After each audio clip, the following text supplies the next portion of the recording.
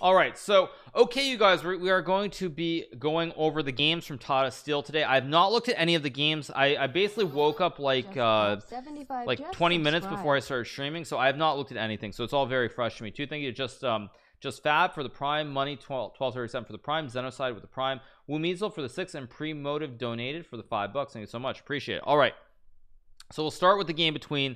Actually, wait, I'm on the wrong one. One second. One second. I need to. Hester 89 just wait, subscribed. what am I doing? I'm gonna log in with my main account because I want the right board.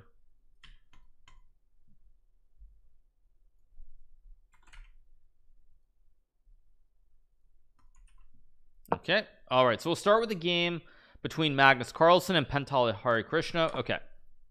So first game is e4. I didn't leak anything, you guys. Thank you. Same password. Yeah, very funny, you guys. So e4, c5, knight f3. Pentala plays a Sicilian. Kind of surprising, I guess. Normally when I think of Harikrishna, he's somebody who plays very solid. Normally e4, e5, knight f3, knight c6, bishop b5, knight f6. Recently I feel like I've seen him playing e5 almost all the time, so it's kind of surprising to see him play the Sicilian against Magnus. That being said, probably he also wanted to surprise Magnus by playing the Sicilian. Okay, so he plays e6. Pretty normal setup. Knight c6, knight c3, queen c7. This is of course the time knob variation of the Sicilian. You play e6, knight c6, queen c7. Maybe later you play a6, but you keep a lot of flexibility. You create the right triangles, and eventually you maybe also go bishop b4 to put pressure on c3. Magnus plays f4, a6. Again, a6 is a pretty logical move. The reasoning behind this is to stop knight b5, because if white could go knight b5 and pester the queen could become a little bit awkward here, and in this case it's not really a great move because there's queen b8, and next move you're going to play a6 to remove the knight. Now that being said, I remember I studied this line many years ago. I played a game, I believe it was I think it was the Ubeda Open in 2002, where I played this with white against Daniel Campora, a Spanish grandmaster, where I played knight b5, queen b8, and I played bishop to e3, a6, and I played this move bishop to b6. Now these days I believe this is considered not to be great for white. The computer takes a while, especially at low depths. It says white is doing well, but after takes, knight b5, bishop b4, c3, bishop a5, you go knight c7, and you reach this position where black has 3 juicers for the queen. You have 2 bishops and a knight for the 1 queen. Or sorry, you have 2 knights and a bishop, rather, since white still has a bishop for the queen. And nowadays I think this has been considered to be good for black, but at the time it was considered playable. I'll just make sure that I'm not crazy. One second. Yep, okay, no, I was wrong. It was 2003. I'm wrong, so I'll pop this up too. So again, there was this game played between Hikaru Nakamura and Daniel Hugo Campora. It was and it was not Ubeda. It was the Continental Championship in 2003, played in Buenos Aires, Argentina. Very important game, by the way. Or wait, no, is this the right one? No, maybe this is not the right one. Wait a second. Wait, this is not the right one. This is the wrong game. This was e4, e5. Let me find the right one. One second. This is the wrong game. One second. I've got the wrong game. That's the wrong game. I definitely had a game. It was no. I had a game, but it was. Is it the wrong one? One second. It was definitely Campora, I'm pretty sure. One second. One second. I definitely had a game, but I don't have the database on this computer, so where was it? Let me see if I can pull it up. Let me see. Do I show? One second. Let me see if I can find it. Okay, it's gonna take me a while to find the game, so I can't find it right away. But yeah, I had a game with this where I had this position where I basically I had a queen for 3 pieces. And I'm pretty sure it was 2000. I'm pretty sure it was 2002, but it could have been actually no, it would have been 2003 or 2004. Anyway, I had a game in this and I was able to draw the game, but I got into a really bad position because nowadays the 3 pieces for the queen are considered to be better than the queen. Anyway, so this is an old line. Nowadays it's not considered great for white. When you let the computer get depth, it decides that it's fine. But anyway, All right, so Magnus plays f4, a6. Again, the idea here is you stop the knight from coming to b5 and targeting the queen. So it's a very logical move. It stops knight b5. Secondly, you also want to push, maybe push the pawn b5, b4, remove the knight, which defends the pawn, and long term open up scope on the diagonal for your bishop, which will go to b7. So takes, bishop d3, d5, castles, knight f6. Now this is a very tricky position to play because black has like the classic triangle here in the center with all these pawns.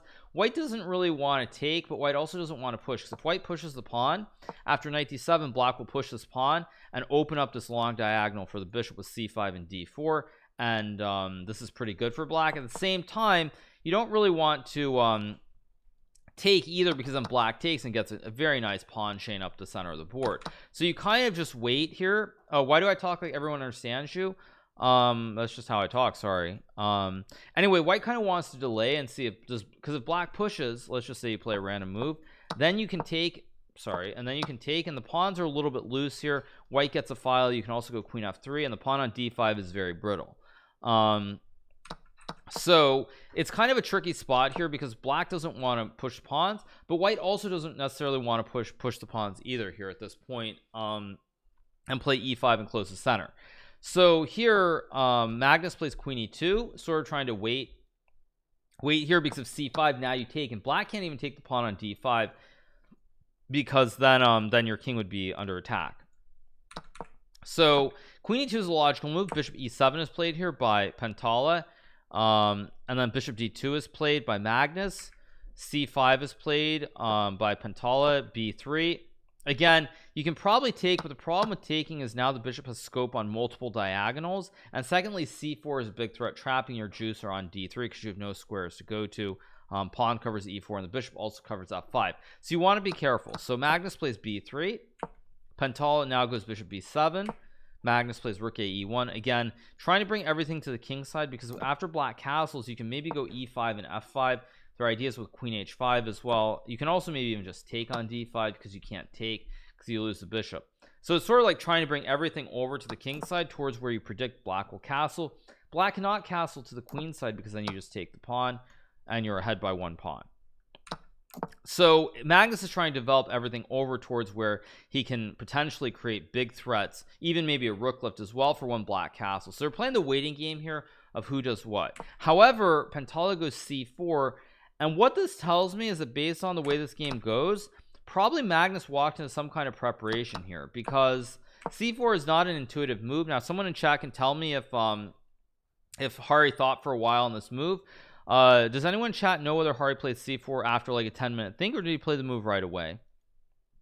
Anyone in chat? Was anyone in chat there this morning?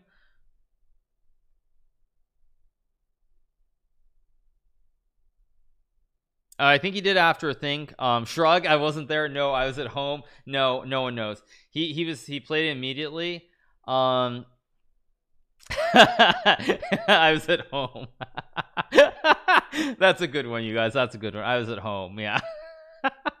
Okay, anyway, right, so takes d takes e4. He took a little bit of time. Okay, so actually then, yeah, so he took a bit of time before playing, but it's a very, very good move here, because what happens is white is temporarily up a juicer here, but it's an isolated pawn. So if you could take this pawn on c2 and put it on this square or on this square, you would have a very nice chain to support the pawn. But in this case, it's just an isolated juicer which can't be protected. So now Magnus plays f5, queen c4, fe6. I guess f6 is good. Again, white is still up a juicer, but the problem is these pawns are very loose, and we're headed for an endgame where this pawn is not actually a strong pass pawn because it's blockaded, and so white has 3 soft juicers which are under serious attack here. So queen b7, queen c6, Magnus goes rook b1, check, king h1, takes, and now castles. And again, it looks to me like even though white is up a pawn here, black is completely fine because these pawns are weak. The rook is gonna, you can move the bishop and attack the pawn. This pawn is not really a strength because it can also be attacked very, very easily. So it looks like at this point Magnus is probably just equal, if not better, for Hari. g3, rook c6, e7, king f7. Again, pass pawn, but very, very weak. Black is just going to gobble it. And again, long term, these two pawns are very weak on a2 and c2. So c4, bishop d6, nice move by Hari. Puts pressure on this pawn, wants to use this rook, because again, this pawn is going nowhere. it's securely blockaded and you can capture at any point. Bishop b4, and now draw, because basically Magnus goes check, check, check, check here. Rook a7 takes, and we have a position where both sides have a rook and 3 pawns and nothing to be done. So it's just a draw. Wow, just a draw. So as I go back in this game, I mean, frankly, it just wasn't much of a game. Hare Krishna played a good opening. I think he caught Magnus or he caught Magnus by surprise here, and once he found c4, it just everything fizzled into a position that was just very, very dry. So very well played game by Pentala. Definitely a game that I think Magnus has to be unhappy with, because he had the white pieces, and literally by move 17 the game was just a draw. So yeah, Hare Krishna has a chessable course on the Taimanov, and he actually deviated from his course on move 7. Okay, that's pretty funny actually. You know, and that's one thing that's tricky, is like top players, you can do courses and these sorts of things, but again, you have to be careful with how much stuff you actually give away at times, because it is important that you don't like give away all your secrets. So in a sense, I would say I understand it, but at the same time, why should anyone buy a course if you're not giving the goods? So it's sort of a catch-22. Yeah, it's all relative, of course, but I doubt he forgot his course. This was definitely preparation by Hare Krishna, taking with the b pawn. In his course, what did he take? Did he take with the d pawn or queen takes? Which move was did he have in his course? I'm betting he had queen takes is my guess. So what did he have in his course, you guys? He had queen takes c6. Yeah, of course. No, that makes sense. Again, one thing that you want to say is when you do these when people do courses, or you try to talk about, you know, your repertoire, you are careful, because there are times when you say things which are not objectively the best moves. So that's life. But again, if you're going to play a move like this, then how can you be trusted seriously if you're making a course and you're not giving the goods? So that is not great, but whatever, that's life. Anyway, let's keep moving on. Okay, so what was the next game that we have? So pretty boring first game, I would say. So what else do we have? Next game, which I will load in 1 second, is this game between Donchunko. 1 second. Let me just 1 second.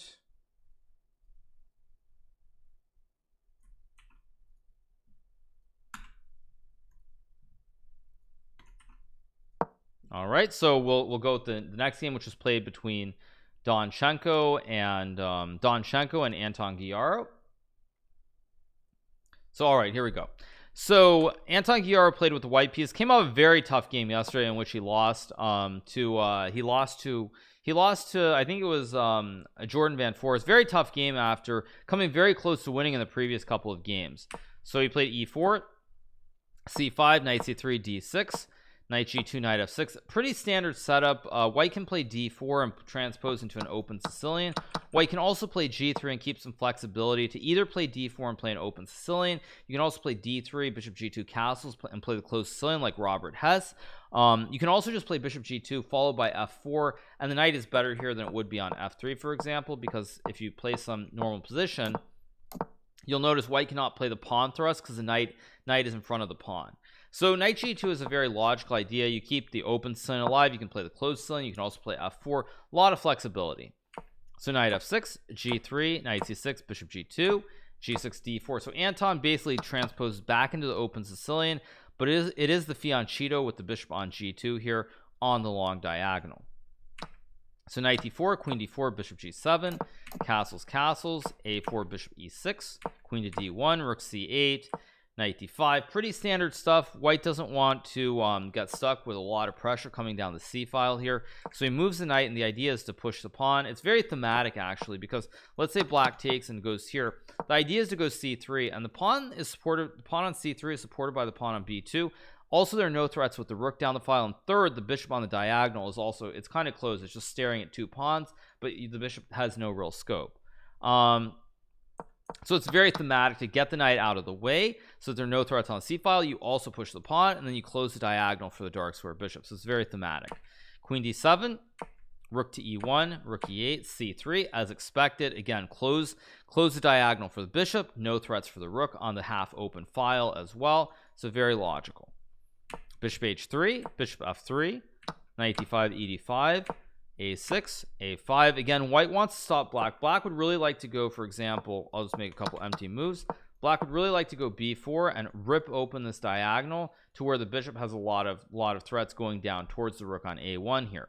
So that's why in this position David Anton plays a5. Now you never get to push the pawn and open up this diagonal, because if you ever go b5, then I just go pawn takes pawn and peasant, and I'm winning the game here. And of course, even if you go rook b8, for example, let's just say something like this, you still don't really have threats. The bishop guards the pawn guards the pawn, and so it's very good for white.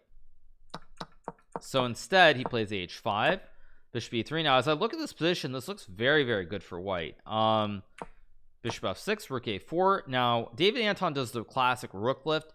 You're not really swinging it to h4, but you might swing it to e4, because what you do have here also is you have a structure where there's a backward juicer on e7, because if black pushes the pawn, again you play en croissant, you take the pawn, and now the bishop has a nice long threat on this h1 to a8 diagonal as well.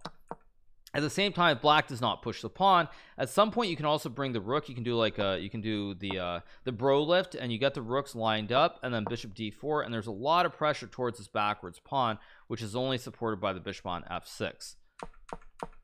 So after bishop f6, rook a4, Donchunko goes king g7, rook b4. Very nice move, by the way, very pleasant. Now this pawn, there's also this backwards pawn. There are two sets of backward pawns here, where the pawns on b7 and the pawns on e7 are both backwards. This one is really bad because you can't push it because of en croissant. If you don't, I can also gang up and double up with like queen b3, and with the rook on b4, there's a lot of pressure towards the pawn. So rook h8 is played here. Now queen d2, and this is just a beautiful position for David Anton, a complete squeeze. Black has no threats. You can go bishop d4, big threats towards this backwards pawn from this rook, but also there are threats towards the pawn on b7 from this rook on b4. So this looks really, really good for white. And so I mean, it's very good. Actually, I'm gonna get my croissant. Give me 1 second.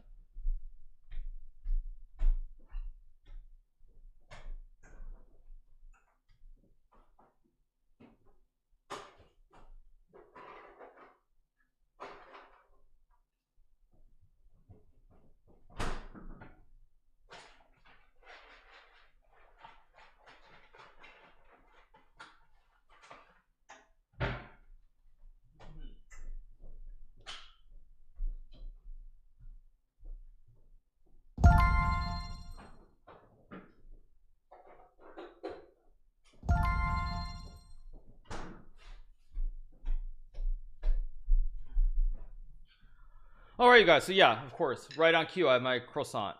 Okay. Good move with the en croissant. Exactly. Yes, of course, obviously. Okay. So yeah.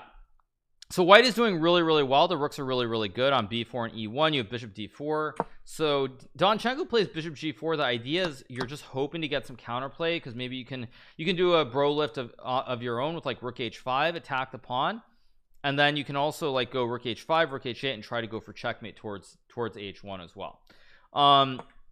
So the problem though, however, is David Anton plays queen d1. Very nice move to hit the pawn on g4. Rook h5. So now Donchunko tries to do his own bro lift, of course, with the two rooks. Bishop d4, rook h8, takes. Now queen g4. Oh, wait, something's gone wrong here. Wait, let's go back. Let's think about this. First of all, this is what I would say, and now we're gonna get back. We're gonna get down to the nitty-gritties. Again, these rules are flexible and they don't always apply, but I'm gonna be very critical of David Anton's play here. And the reason I'm gonna be very critical is there are a couple. There's one golden rule in chess. When you look at this position, look at the pawns. White has a lot more space in this position. White's rook is active. You have pressure on e7. So white is much more space. So the number one rule is, what do you do when you have more space? When you have more space in the game of chess, you do not want to trade off minor pieces. This is a golden rule. And so in this position, when you have more space, sometimes you can't avoid pawn trades, but pawn trades. So sometimes you can't avoid pawn trades, but the golden rule is you do not want to trade off you don't want to trade off minor pieces, bishops, knights, queens, or rooks, because when you have more space and you start trading off pieces, it's easier for your opponent to play. Whereas with a lot of pieces on the board and less space, they're a little bit cramped. So basically David Anton here, by taking the bishop, violates one of the golden rules, which is when you have a lot more space, you do not trade off minor pieces. Secondly, besides trading off minor pieces, why do you open up a file for the rook here? This rook has an open line towards the h1 square, and black gets counterplay here with this bro lift with rook h5 and rook h8. So it's basically twofold. It violates the golden rule. When you have more space, you don't trade off minor pieces. And then secondly, it also opens up a file for this rook on h8, whereas here black is just begging for some counterplay. White has a great setup of pieces. A rook on b4 targets pawn on b7. You can't push it because I'll play end peasant. You have a backward pawn on e7. I can go bishop d4, rook e4. A lot of pressure. So it violates all the rules trading the bishops. And this is what I would say is one thing that I think is there are a lot of people, and I think even Gary Kasparov would say this, where he would be like, some of the moves that are played in modern day chess, he'd be like, wow, it's such a bad move, it violates what I learned growing up, you know, in the Russian school of chess. And so sometimes you really need to get back to the basics, whereas with computers oftentimes we forget about these rules, and it's just like, okay, we think more about pure calculation instead of remembering some of these important rules. Call the chess police, rule violation. Exactly, agreed. Because now after rook h5, I mean, maybe white is still better, but again, the rook is great. You target the pawn on d5 laterally. You also have rook h8 hitting the pawn on h2. h4 is always an option, but again, what's going on here? I mean, actually, wait. Maybe here you can get away with it, because if takes, there is g4 g5, and my bishop is very uncomfortable. Maybe even getting trapped here, like rook h8 g5 bishop e5 and then f4, and the bishop is kind of just boxed. It's just trapped. So actually here h4 is a very reasonable move to consider. Again though, how good is it? Because black can play like queen f5. Tricky. White is definitely better, but there is play here for sure. So it's not obvious. It's not obvious. What's that sound, by the way? Why do I keep hearing that? Oh, that's what it is. Yeah. So yeah, what I would say is that in general terms, h4 is a good move, but taking on g4 is a very big mistake by David Anton here. I would not have I'd probably just go bishop e4 or even bishop h1. Like, is this really a threat with h4? I don't think so, because you can trade off these bishops. Your rook is really good laterally. This rook is great on b4. It hits the bishop, it hits the pawn. There's pressure here with your other rook. There's a lot of harmony in the position for white here. So I really don't like this. It violates the rules. The police should be called, because it's not a good move. And it just you're violating the principles. It just violates the principles completely. So very bad move by David Anton, because again, like, the position is still okay, but look at these rooks. Like, for example, if you get back here, let me give you a conceptual idea. Let's just say we reach some position like this, for example. Just an example. I mean, I know there's g4, which is great, but even here, like, if you think about this position, there really are no threats towards the king side here for black. Like, even if you get this, just rook e7, there are no threats down the file. Also, this pawn on d5 is very solid, whereas when we look at the game here, look at this position, the black king is very secure here. There's no weakness, by the way. Even though I got the double stack, there's no empty pawn to be captured on e7. And also there are huge threats down the h file. There are huge threats in the center, and David Anton has completely messed this up at this point, so he has to trade into an endgame. Rook e7, rook e2. Wow. And the game ends up being a draw here. Very disappointing to see. David Anton got a great position out of the opening. Honestly, at top level chess, you really cannot ask for more out of an opening than a position like this. Like, Magnus, if you told Magnus that he could get this position, he'd be like, I'd win this like 90% of the time. And I think he would, because it's just a lovely position. You have two great rooks targeting two backward pawns. You have a lot more space. The pawns take all the squares here. You can go bishop d4, and mamma mia, what a position, man. If I could get this position every game, I think I would play chess till I was 90 years old. So very disappointing.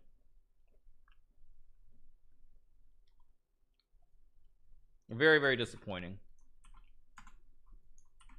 All right, let's pop in the next game. 1 second, let me just get this. 1 second.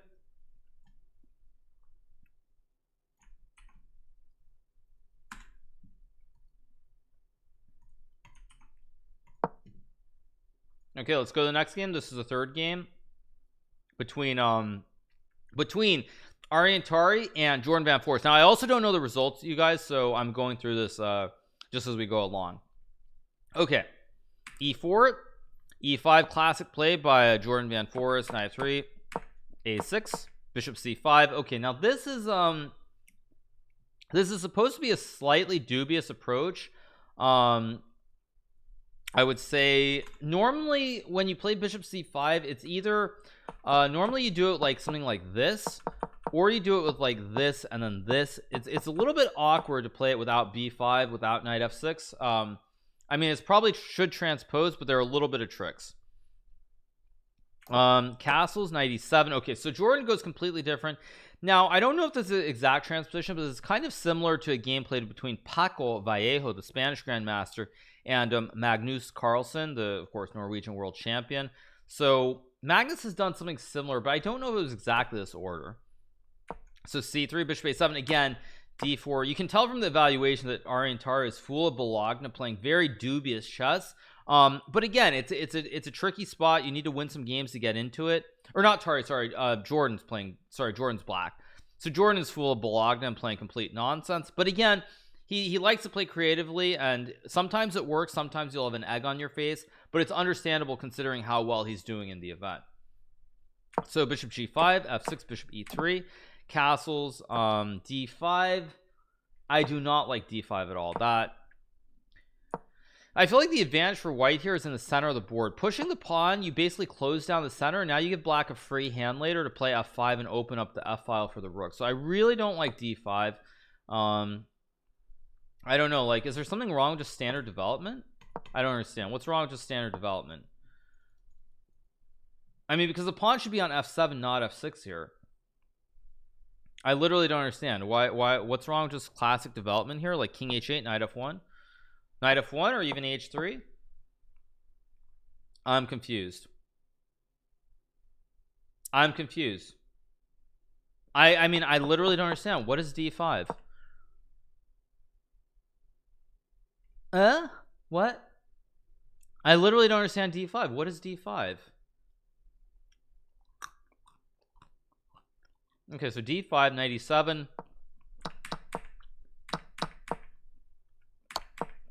Standard. Yeah, but see, already this is terrible for white. White's just in terrible shape. d5 is coming, f5 is coming, knight f4 is coming. As you guys know, 1 second.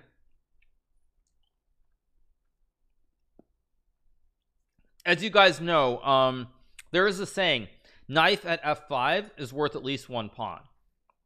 So here it's not, of course it's black, but knife at f4 is worth one pawn. Knight at f5 is worth one pawn as well. And in this position, this looks terrible. Like, I mean, looks abysmal for white. Yeah, now f5, and look at this rook. This rook is swinging. You're putting the knife on f4. Rook g6 is coming. This diagonal is open for the op. Oh my god, this is so bad. Bishop c2 takes, knight f5 and knight f4, and yeah, you have knights at f5 and f4. You can laterally swing the rook, do the rook lift to g6. You also have an op on this open diagonal towards the white king. Oi oi oi, oi oi oi, oi oi oi. Oh my man, Tari, what have you done? What have you done? So he goes knight f3, b takes c4, knight e5, knight d4. Is bc4 really the best move here? I feel like you can, there's got to be some sack. Like Mikhail Tal would play knight g2 here, and I guess actually even here you take, and the fact that the computer says is like still winning because of this open diagonal for the op is just amazing. Anyway, it takes, so we got this weird position where the knights are both like all next to each other, 4 in the center, but black's knights are much closer to the white king than white's knights are to black's king.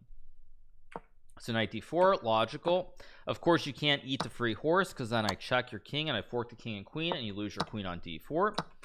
So he goes rook e1, takes, Rook e6, and now queen c3. Logical move, but again, your horses are really in bad shape. A great golden horse on f4, awesome diagonal for your bishop on b7, and yeah, you're basically, your knights are just, they're completely tangled up and discombobulated. You're gonna lose one of them here. So rook a5, d6. Very nice move by Jordan. Nothing special, just very smooth and to the point. Knight g5, now just rook e5, and basically it's a very sad day. Knight d3, and yeah, just very sad day. By the way, speaking of horses and eating horses, there is actually a restaurant in Vaikonze, the town where they're holding Tata Steel, where they do have they do have horse meat. There is a restaurant in there is a restaurant there which has horse meat.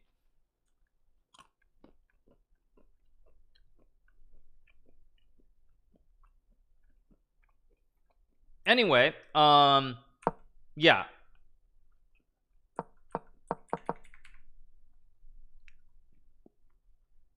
So no, I have not tried it, but I've seen the restaurant. Anyway, yeah, very poor game by Tari. I don't know what he was smoking. I don't know what d5 is. I know you guys are gonna be like, oh, you're not playing, why are you being so harsh? But I mean, I expect better from Aryan. He's a very talented junior player, but sometimes I see his games and just the inconsistency in these random games where he throws it away for no reason. Like, I just don't understand. Like, d5 is just such a bad move. Again, I think it's really important to remember, think about the fundamentals, not just pure calculation. Like, think about the fundamentals, think about the harmony. And I mean, Tari is 2630, I think, is his rating, but d5, just again, a move that violates all the principles. What are you doing? You play in the center. Why are you closing the center where black is going to be the one who gets the break with f5, especially with the knight coming to f4 down the road? It's just a terrible decision. And also, again, more space. So more space, and he's kind of closing the board down and giving black easier development. Whereas here, the one advantage white has is white has the center. White has pawns on e4, d4. White has control of the center. There's no reason, literally no reason, to close the center down with d5 here. Very bad move, and very disappointing. He thought he controlled d6, but again, the thing is, after b5, where's your control? You have no grip because I'm going to play f5 and I can open it this way. I can also develop the bishop. Like, it's just, you don't have a grip. There's no grip here. This is like you're like trying to climb the side of a mountain when it's raining. Like, there's no grip. There's no grip on the center. You're going to lose your grip and slip and slide. So very disappointing by Jordan. Very disappointing. Hikaru is going in on this guy. I mean, I expect better from Tari. He's very talented player. So yeah. Anyway, all right, so that's a great game from Jordan, by the way. Very nice, very controlled win too for Jordan. Just a lot of very smooth moves, no real stress in the game, so it's very pleasant, and he's actually tied for the lead after this win. So let's keep moving on. What else do we have next? Let me pull up. Next game we have is Maxim's game. So this is apparently the game that I really want to see, right? According to you guys. Give me 1 second.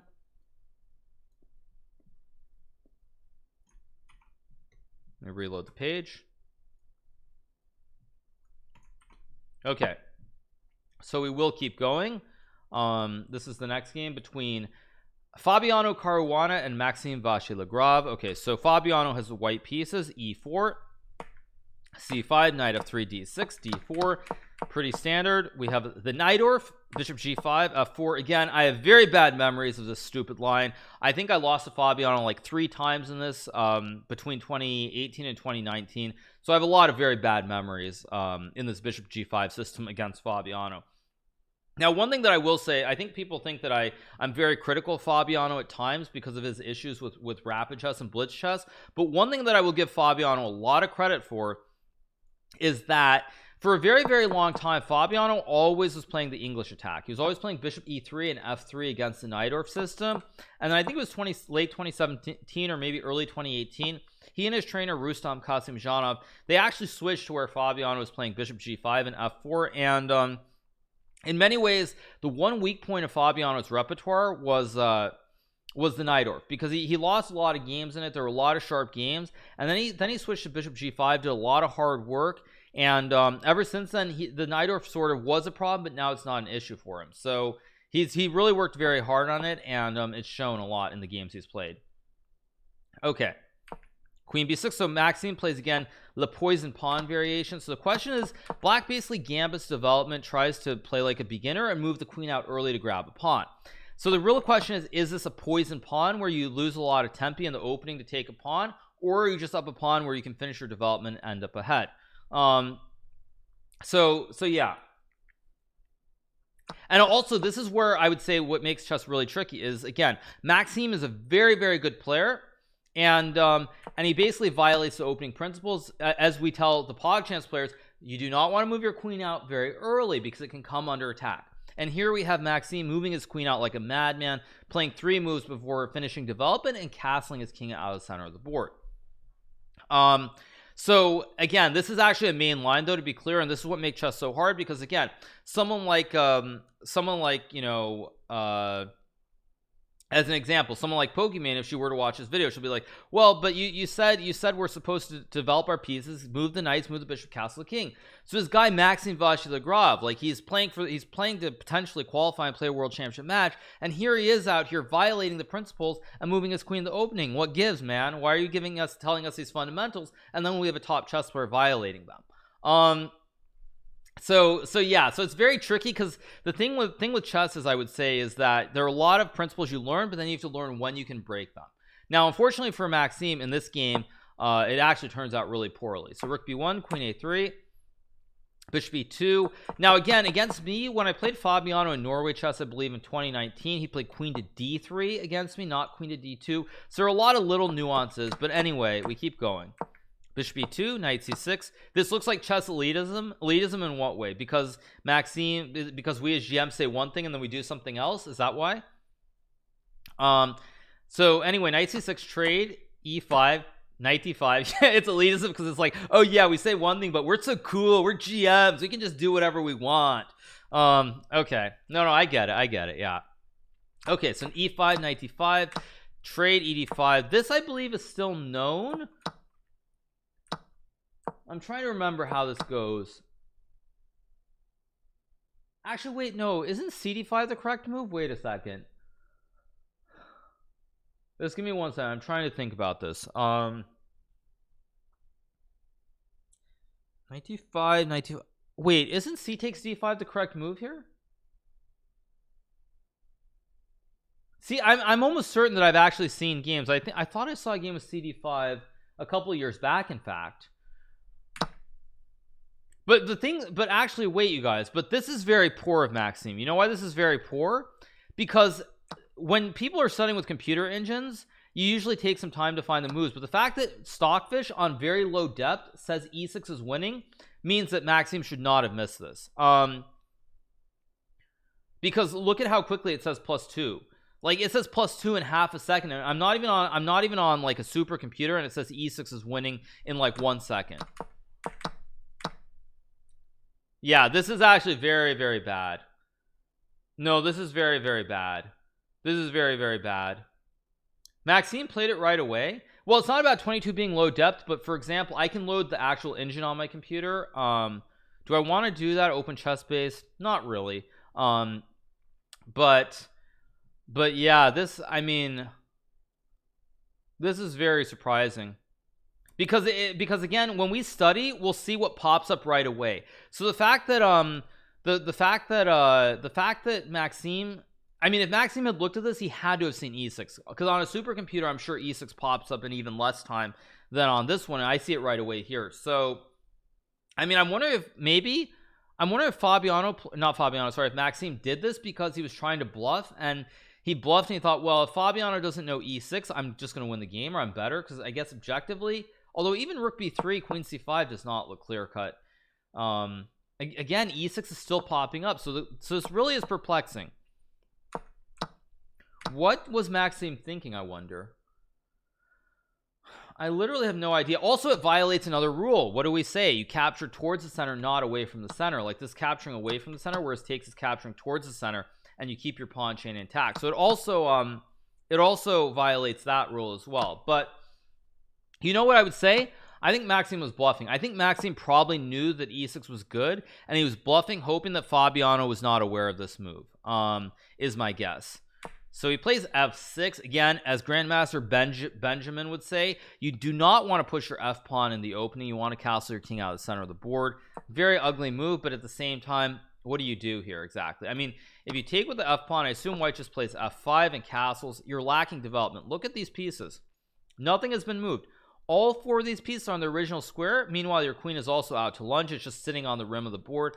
And in a position like this, even if you're up a lot of pawns, your king is very vulnerable because you can't castle, and white has full development. Bishops are out, queen is out, rook is developed on the open file. Only thing white needs to do is castle, and every single white piece is in full harmony and will be able to attack, whereas black has no development. So yeah, and if you take with the bishop, I'm assuming there's probably just castles and f5 again, right? g6, rook g8, rook b3, and also just rook b1, double stack, come down, and no development. Literally no development here, and you're just getting absolutely sauced. So take the pawn because it's free, sure, but first of all, I can play rook a1 to trap your queen. But even if I miss that, I can go rook b1, and just again, think about the piece placement. Black has no development, 4 pieces that are not developed. White has perfect harmony, an open file for the rooks. The bro stack is really strong here as well, so white is completely winning. So this is very bizarre. I mean, it's very impressive that Fabiano found e6, but I don't know what Maxime was thinking. I really have no idea, because there is literally 0% chance that Maxime did not know that e6 was a move here. There's 0% chance because even on this bad engine, e6 pops up immediately, and it says +2, no less. So I think Maxime was just, I think he was bluffing.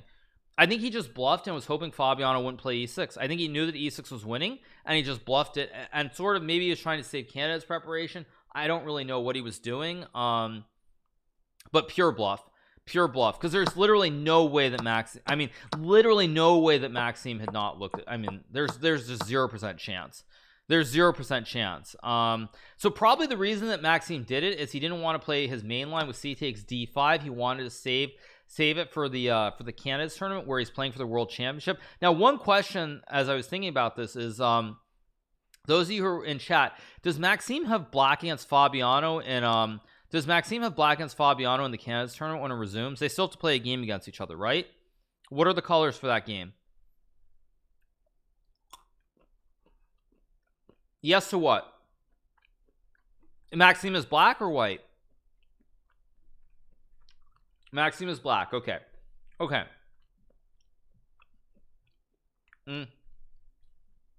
Okay, you guys, I'm going to explain the deep thought process here then. So the deep thought process here is that if this happens in the candidates, Maxime will take with the pawn.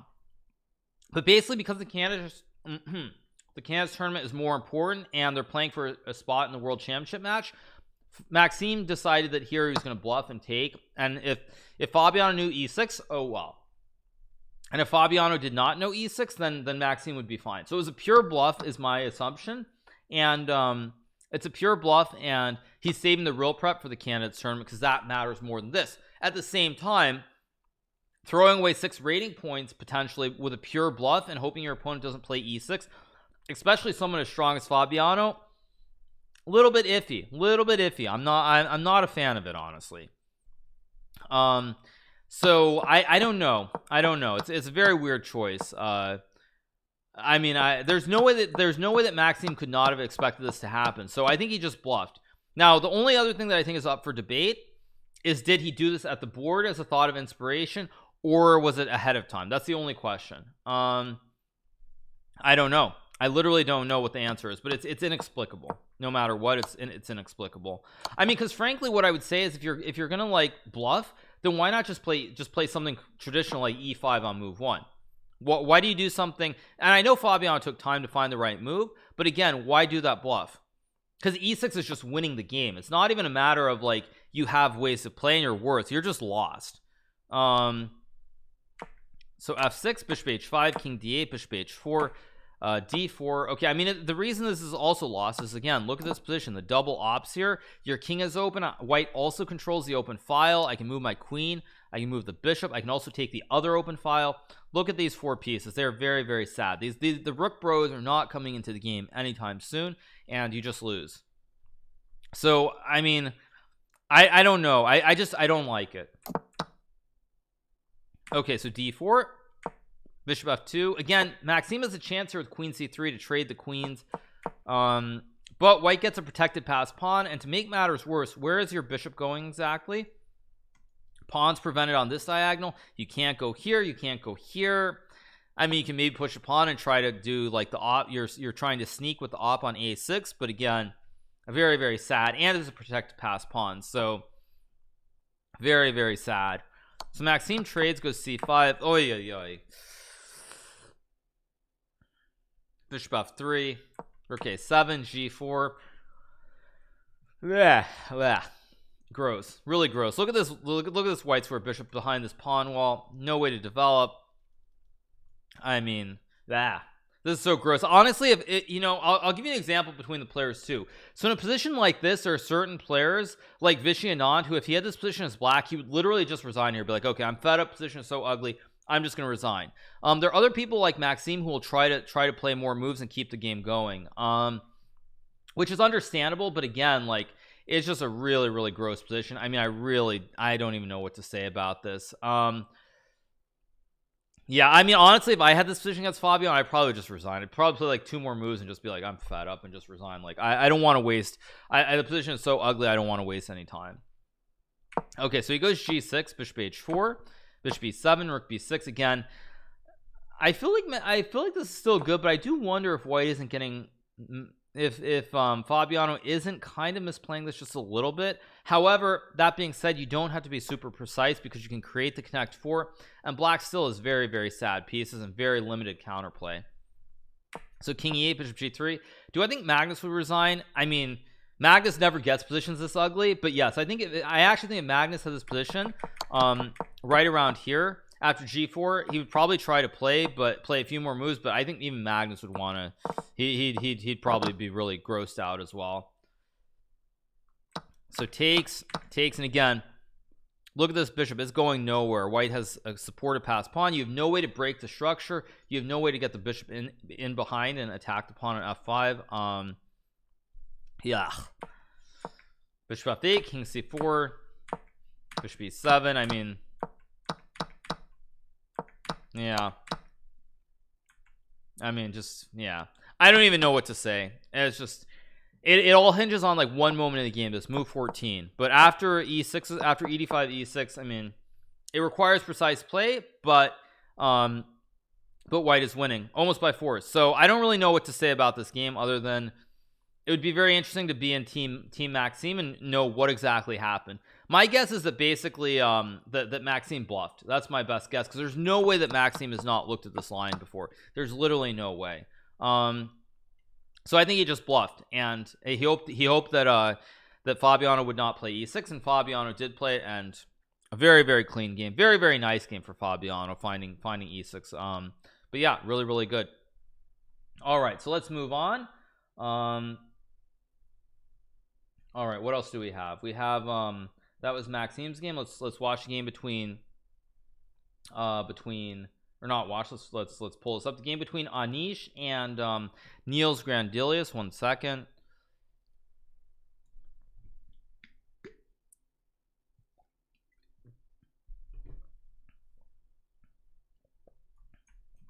Okay, let's reload it. Okay, let's pop this up. Okay, so let's watch this game between Anish and Niels. Okay, so this game starts e4.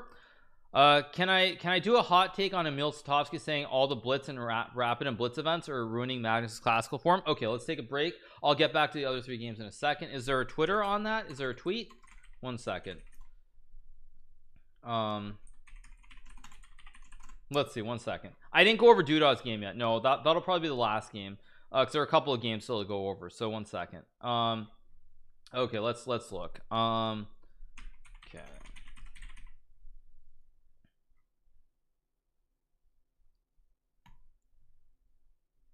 I'm trying to see if I don't actually see it right off. Oh, here we go. Okay, here we go. Let's pop this up. All right. This was a post by Emil. This was yesterday, I guess Magnus's play was impacted by. All right, let me change it. Sorry. All right, you guys. Here is a post from January 22nd by Emil Satovsky. He, I believe, is the Director General of FIDE, the governing body of chess around the world. Here was his tweet. I guess Magnus's play was impacted by countless rapid and blitz games last year. Even his awesome endgame technique can't cope with the newly acquired urge to make him move quickly. He keeps missing wins advantages in this haste. Dangerous slope. Okay, that's a very interesting take. You know, I actually have a different attitude towards it. I don't agree with this take for a couple of reasons. First of all, I think what's happening for Magnus is that the positions he's getting, he's not getting the advantages that he gets before. So sort of when Magnus gets these end games, like even today, it's not enough of an edge really to keep going. And I think it's really everyone's improving. Frankly, I think everybody's just improving as a player in terms of their defense. So I don't actually agree with this. In terms of, you know, Magnus playing worse, I think everyone's just playing better, frankly. Also, the second point that I would make, which is really important, is exactly what you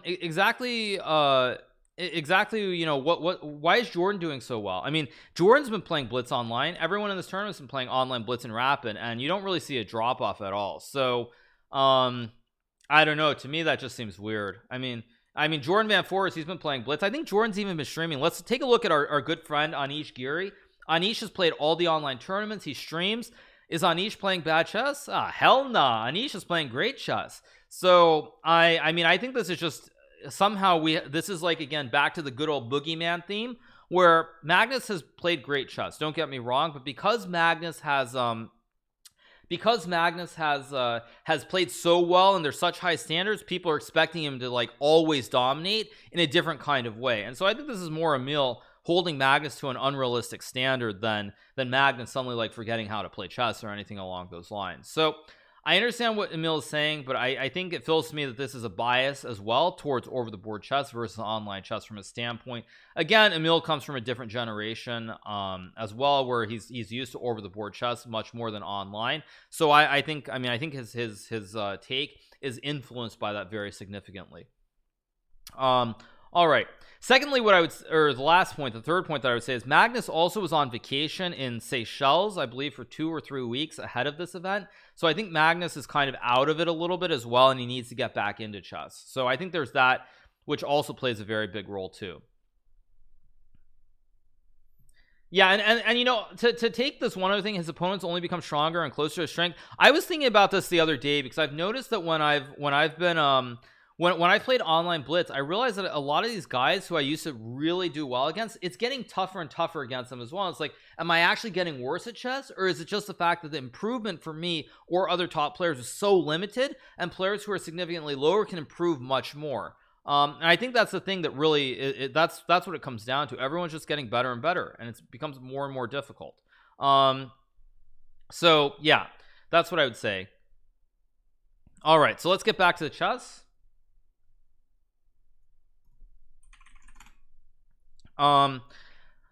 Let's get back to the chess. So let's take a look at this game between Anish Giri and Niels Grandelius. 1 second.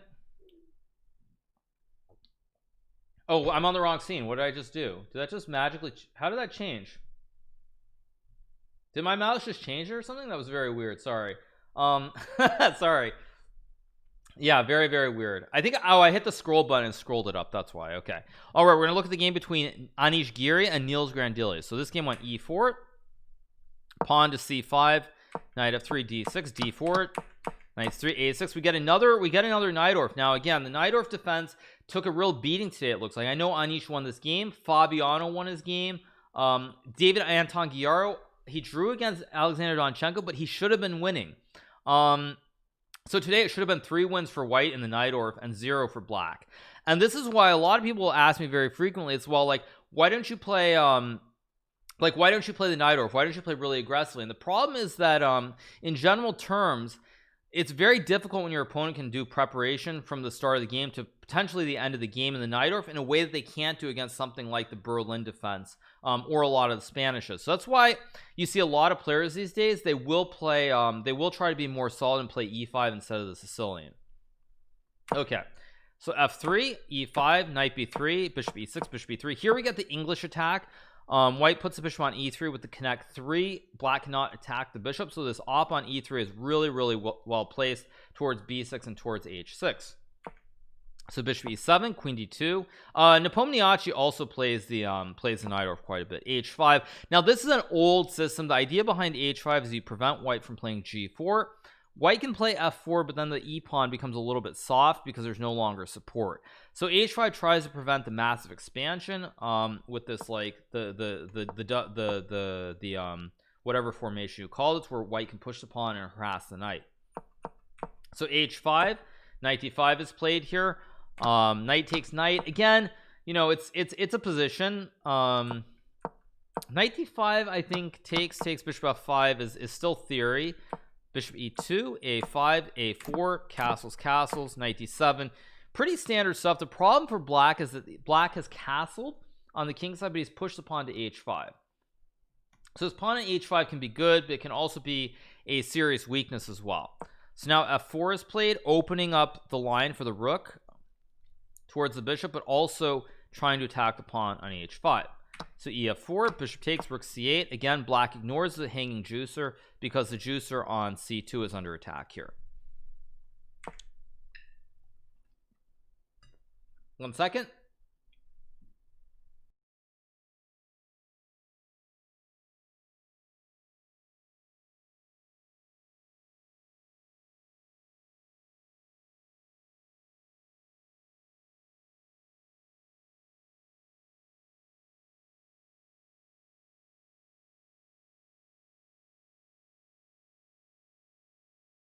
All right, you guys. So rook c8, c3. Yeah, I'll just mute it when I eat a little bit. C3, knight f6, bishop e3. Again, white moves the bishop out of the way, so now you have a very nice open file for your white rook. Secondly, this pawn at h5 is very weak.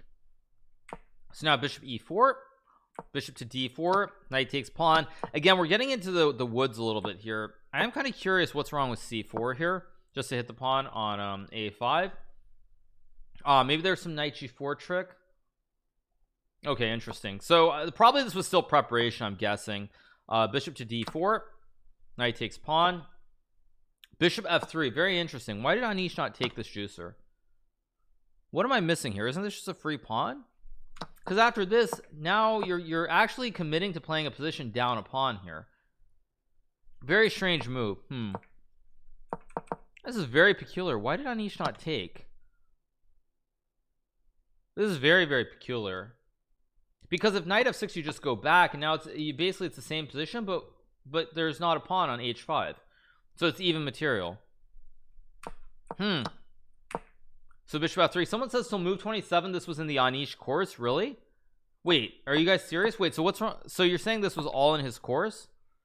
Okay, bishop g5, queen e2, trade. Okay, so obviously there's, I mean, I have not looked at his course, so that's why. Yeah, so knight f6, queen f5. I would never waste my time watching his course. So knight g4, queen a5, rook e8, trade, bishop d8, rook e1, knight e5. So you guys say here this is all his course. So knight d2, rook e6, rook e to d1, king f8, and now pawn to b4. So I mean, this actually looks completely reasonable. Very balanced position. Again, I'm not going to do too much commentating because apparently this is all in Anish's course. So if you guys want to see Anish's course, I believe it is over on Chessable. I don't know how much it costs, but you can go find it. So knight c6, bishop f2. How did Niels lose this game? Because this looks very dry. So a5 and b5. Very nice thematic idea here. Why am I salty? Oh, I'm not salty. I'm not gonna waste my time on that. I'm not salty. So knight e5, a5, and I guess that Niels missed this concept, and now it gets really, really dicey because the problem is that white is trying to create a passed pawn, and as I've said before in endgames, when you get a passed pawn and you have the rook behind the pawn, not in front of the pawn, but the rook behind the pawn to support the pawn push, it's really, really hard to play. So rook takes c3, b5, and now very tricky because the problem is not only is the rook behind the pawn helping it go down the board, but the bishop on f2 is also supporting the pawn for when it gets to a7. So it's very, very dangerous. So knight g4, bishop d4, rook d3, knight c4. I guess, yeah, knight g4 is logical. Wait, but a6 takes a7, rook c8, rook b1. Oh, did I miss something? Oh wait, actually wait, a7, there's knight d1, a queen, rook e8. I guess black is okay here. It's very, very sharp. Interesting. Anyway, bishop d4 is played, rook d3, knight c4, rook d4. Well, I guess the problem is if you play rook d1, still these two pawns, this outside pawn is so dangerous here for white that it's very hard for black to play. The knight on g4 is also kind of away from the action. You would like the knight somewhere back over here on the queen side, but it's way off on the other side of the board and it takes forever to get around. So he takes bishop f6, rook d1. Of course not rook a1, because now the knight is actually very well placed on d4, because bishop takes d4, rook d4, you have rook e1, and this is checkmate. The king cannot come up. It's like a patented ice skater, more or less. So instead he goes rook d1, d5, knight b6, knight e3, knight d7, and he resigns because again you can't do anything. After takes, I just go rook b1, and the rook is behind the pawn. This is a disaster. Although I do wonder, I guess the problem is after bishop a1, rook a1, again, just this pawn is too fast. So like if you go like king e7, which looks like a normal move, after a6 takes rook b6, a7, the rook covers this square, it covers this square, so the rook can't get here, rook can't get back, and now I use the upgrade machine on the 8th rank and I make a queen and I win the game here. So really, really nasty. Is there any defense here, I wonder, for black? I guess you can go rook e7. Oh, rook e7. Wow, knight c8 and then a6. Oh wait, no, sorry, not a6. Oh, knight d6. Yeah, and now you can sack or push the pawn to a8 here. Yeah, it's just, even though black is an extra pawn, the knight is on the wrong side of the board and the rook is behind the pawn. If you get an endgame with a rook behind a passed pawn, it's almost always curtains here and you almost always lose. So yeah, basically, I mean, you can't stop white from getting the pawn to the 8th rank and the upgrade machine to where it becomes a queen, and therefore Niels tries to survive with knight e3. But yeah, knight d7, knight f6, and also the problem is if you take the rook, I can enter in between, take the pawn with check on the king. You come up and then I take the knight, and now I just have one extra horse. So very, very tough game for Niels. And he loses here, he resigns, I believe. So Anish wins the game, and I'm being told we need to watch this clip. So one second, let's watch this. Anish, congratulations, you have just beaten Niels Grandelius, moving to +2. Things escalated quickly there at the end. Things didn't seem so clear, and suddenly the a-pawn was running.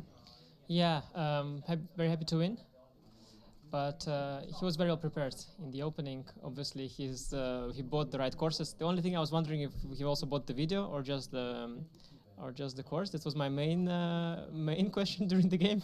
Is that what you spent 38 minutes on when you were faced with rook c8? The audacity, and I'm happy to pay some rating points in exchange for buying my course, but at least if you buy with the video, because otherwise it's really cheap. So maybe we should explain actually to our viewers who might not know what we're talking about. No, they know. Everybody knows. Everyone knows. You've plugged it so much. Everybody knows. It's no point. There's no point plugging my course because it's already overplugged. It's just okay. Just the truth. I've recorded the chessable course at www.chessable.com/Najdorf. Also, I have a French course at www.chessable.com/Anish. And many more courses coming at www.chessable.com. Stay tuned for more updates. And yeah. So tell us on a serious note, how did it feel? So you recommended that move rook c8 as a novelty in that course. How did it feel to be met with the move over the board? Yeah, for sure. I somehow started to remember many things. I prepared, of course, for this because it's a great line. The black can play and equalize comfortably, so I had to be ready for it. But yeah, I was choosing between various things, and he was also thinking. I think we were both thinking about some options that we discovered, but that were not mentioned in my course. And so we both had to think, what happens if this, what happens with that. And so it cost us an extra hour, and that was very nice because by the time we started playing, it was already like a rapid game. And then with the time pressure, it's difficult for him. I thought he was very fine. I thought king f8 was a horrible move. I don't see the point. It's also even counterproductive. Comes under all sorts of tactics. I thought he should push h4 or start forcing matters with knight d3. I thought it was okay. And in the game, I feel he must be holding because position is very forced. But he has very little time, and I didn't see anything easy. And with time ticking, it's very hard. I actually didn't. I felt like he should hold, but I actually didn't see how. Tomorrow now you are one of the joint leaders and you will be playing Fabiano Caruana, who has also just won his game, so a big game ahead. Yeah, I'm terrified. I see Fabiano there with his eyes staring at me behind, from the mask, shaking from fear. But I'll try my best. Anish, we wish you the best of luck. Congratulations once again. Thank you. Best Shaking, terrified. who has tomorrow now you are one of the joint leaders and you will be playing Fabiano Caruana, who has also just won his game, so a big game ahead. Yeah, I'm terrified. I see Fabiano there with his eyes staring at me behind, from the mask, shaking from fear. But I'll try my best. Anish, we wish you the best of luck. Congratulations once again. Thank you. That's good. Pretty good. Pretty good. So yeah, Anish obviously had a course that he did on Chessable on the Najdorf. So yeah, we know what he did. But yeah. That being said, I'm pretty sure that Fabiano's preparation, even without looking at Anish's course, is better. So yeah. All right. Okay, so let's keep going on. I think we have a couple more games. Let me see what we have. Okay, but that was a very nice game. All jokes aside, very nice game by very nice game by Anish. So what is this game? This one, Alireza's game was just a draw, right? Let me see if I want to look at that one first or not. 1 second. Let's look at the other one first, because I think the Asipenko game was actually a little bit easier and not as exciting. So 1 second, let me 1 second.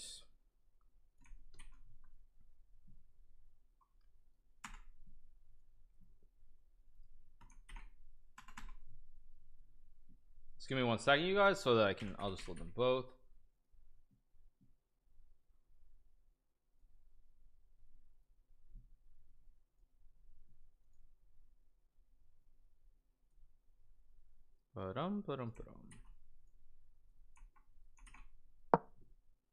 Okay, all right, there we go. Okay, so we will take a look at I'm on the wrong scene. Yeah, 1 second.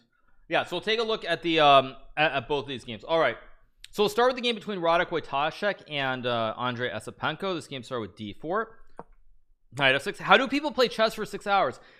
Chess is a very serious game, you guys. It's very serious. But again, the thing is, when you get exciting games, chess can be fun, but more often than not, it really depends on the players as far as what the style of the games end up becoming. So c4, e6, for example, you'll see a player like myself, and if people play e4 against me, probably most of the time I'll almost always play e5 on move 1. If you have someone like Levon Aroni, he'll almost always also play e5 on move 1. So you have a lot of players who have really high ratings who are very solid, versus say sometimes you have players being invited because they try to play more interesting chess. I said Alireza drew. What do you mean? Alireza won. He didn't draw. What do you mean? He didn't draw his game. What are you talking about? He didn't draw. He won. Oh, the longest game that I ever played was a game that I played. Okay, I'll talk about it very briefly before we go through this game. So the longest game that I ever played was I played a game in Dortmund, a tournament in Germany. Sorry, I said he drew. No, he won. But anyway, I played a tournament in Germany in Dortmund in 2011. So I played this round robin tournament there, and I believe it was the 3rd or 4th round. I played with the black pieces against Georg Meyer, the German grandmaster. And we actually played a King's Indian. It was a Mar del Plata mainline King's Indian, and oddly enough, the game ended up going for 8.5 hours. The game started I think about 3 p.m. local time, and there were 3 time controls, so that's why it was able to go so long. And I think we drew the game in around 100 moves, and game started about 3 local and it ended about 11:30. And I remember once the game ended, I went back to the hotel and I'm like, okay, let's go out and get some food, because my trainer Chris was there, and everything was closed in Dortmund at 11:30 p.m. So we played for 8.5 hours, and then on top of the game being drawn after so many hours, there was no food. I basically went to bed. There was no food. I had to go to bed without eating dinner because nothing was open. So yeah, that was the longest game of chess I ever played. And you know, yeah, and I couldn't eat dinner. I had to skip dinner. Nothing was open. What to do? Was it worth it? No, of course it was not worth it. Do you eat lunch in the middle of the game? Swift chess is a little bit different than like cricket or something like that. Very rarely do you you don't take breaks. The game keeps running on and on. So no, it's not like we adjourn for 1 hour to our private quarters and we go have tea and eat our lunch. That's not how chess works. The game keeps going. So no. All right, so d4, knight f6, d4, e6, knight c3, bishop b4. This is the Nimzo Indian defense. f3 played by Wojtaszek. Very shaky line. Now this was played by Vishy Anand against Magnus Carlsen in the World Championship match. It's a line that can work out very well, but it's also very, very risky because you make a huge concession by pushing the pawn on move 4. Again, as I would say, chess elitism at its finest. What do we say? Grandmasters like Benjamin say, do not push your f-pawn. I myself have said that quite a few times to players in PogChamps. And then again, you have another top grandmaster like Radek Wojtaszek, who just shamelessly violates the rules because he thinks he's that good. So d5 is played here by Esipenko. a3 played, bishop to e7, e4. This is also, by the way, this is also a line that I had against Magnus Carlsen on that fateful game in Zurich that I lost in a very, very sad manner or fashion. Someone says, can you bring a burrito in your pocket and take it out when you're hungry? Of course you can, Snap City. But again, usually when you go to the game, you're not thinking the game's going 8 hours and I'm gonna take a burrito. Very rarely do you do that. DC4. Also, with the loss, say Radek Wojtaszek falls below 2,700. So again, you guys, I'm gonna say this, I'll stress it again. This is why years ago the chess world should have tried to create a series like the F1 series, Drive to Survive. So Radek Wojtaszek has been a very, very strong chess player for a long time. He's been a long time helper or second of Vishwanathan Anand, the former world champion. He's been 2,700 plus for I don't know how many years. And now look at Radek. He's having a bad event. He falls below 2,700 level. This means that most likely Radek is not going to get any invitations to top level events going forward for at least the next season. So when I think about like Formula 1, if you do badly, you're out of F1, you're not a driver. Same thing for chess. If you do poorly, bye-bye, no invitations, you're out of the top level competitions for at least 1 year. So when people think about chess and you try to understand more in depth, it's very, very cutthroat. It's very, very brutal at the top levels. So yeah, it's pretty harsh. All right, so e4, d takes c4.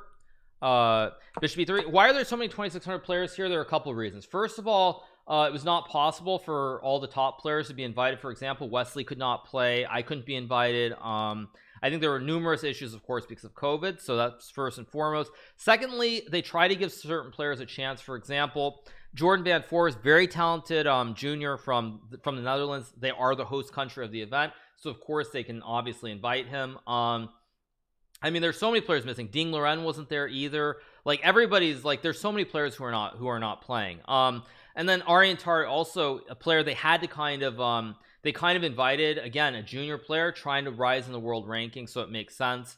Donchunko, I mean, they want to invite Danil Dubov, who's very talented, plays very creative chess. He had to withdraw at the last moment, so that's why Donchunko is playing. Dubov did not decline. Dubov was invited. I believe he had to withdraw because someone close to him or someone in his family came down with COVID. So I don't know if that meant he couldn't travel or what exactly happened, but he was unable to compete. So therefore you have Donchunko, who's a last minute replacement. Again, very, very difficult. So yeah, let's keep going. Bishop e3, b5 takes bishop a6. So this is interesting opening. Looks pretty balanced. Actually, isn't white just better here somehow? Two bishops, compact center which can't be attacked. Neither of these juicer pushes are really very good. So on the basics alone, white has a very compact center. White has two bishops. The only question is, how does white develop the knight and the bishop and castle the king? So knight d7, knight e2, rook b8, rook a2. Already not a move I'm fond of. I don't understand why you don't just go queen c2, queen b6, and then like bishop c1, for example. Or even knight c3 maybe. I don't know. But he goes here, castles, knight c3, again trying to develop the knight. It's on a great square. It plays towards the center. It helps support the pawn. You want to develop the bishop and castle. So queen a5. Like Topalov, rarely seen him since his bad performance. Yeah, top events are like that. It's no different than Formula One. I mean, you're playing to survive. So when people ask me as well, like, about the difference between streaming or playing competitively, like the big difference is that frankly at the end of the day it's a lot less stressful because you get to give back and you get to have a lot of fun, and at the same time when you're competing, yes, you can do very well and you feel the rewards yourself, but it's only you. And when you do badly, it's all on you as well. So it's very, very rough. Professional chess is no joke whatsoever. So bishop e2, rook d8, queen c2 again, c5, and now the whole thing is gone because white doesn't really have the compact center. Black's able to chip away at it. Again, this is Esipenko showing good understanding of how to sort of break the center. The problem is that in this position, let's just say you move the knight, for example. After knight d3, this knight is supported by the pawn, and this bishop is just very, very sad on e2. It's very sad. You don't want to take as black takes, and again, there's no scope on the diagonal, and again, there's no scope on this diagonal, so this bishop is very, very sad on e2.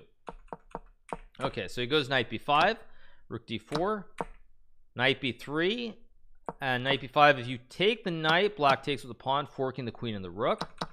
So he goes here. Again, another problem is this rook is sort of, it's really misplaced here. It doesn't look right whatsoever. It's wrong. It's just wrong here on a2. So knight b5, bishop takes b5, takes, queen a2, bishop c4. Nice tactic here by Roddick. Again, the knight is pinned because you lose the queen, and even though temporarily black has one extra knight, this knight is probably getting trapped in the corner here. b3, good move. Actually, wait, is b3 good move or not? Huh, rook b1 is apparently the right move. Wow. And I have knight c2, b3, queen a2. No, not b3. What's the move? Rook c1. Wow. Okay. Frankly, just wow. This is why I hate computers. This is ridiculous. No human would find this. This is ridiculous. This is just obscene. This is just obscene. Computers are terrible. However, having said that, it's pretty insane to think about. Like when I say like computers are 1,000 points better than humans, it's because they literally see everything that we don't see. You mad human? Yeah, I mean, rook b1. Wow. Wow. I mean, wow. Just, oh my gosh. That is so ridiculous. I literally have no words. So he goes b3, trades, and rook takes b5. Rook c1, again going for the patented ice skater. You can't take the bishop because if I get check, that's GG's, no squares. As the foremost authority on chess pointed out, you don't want to get caught in an ice skater here. So rook c1, g5. Now again, black is quite a bit better here because the problem here for white is white's down a pawn, but also the bishop has no targets. Like the base of the pawn chain is very secure. Black can always play h5 and g4. Black can even hop with the knight to f4 and then like rook b2. A lot of pressure points in the white position, so this probably technically is lost here for white. So rook c3, king g7, king f2, h5, h4. Logical. Black wants to grip the dark squares, play knight h5, knight f4.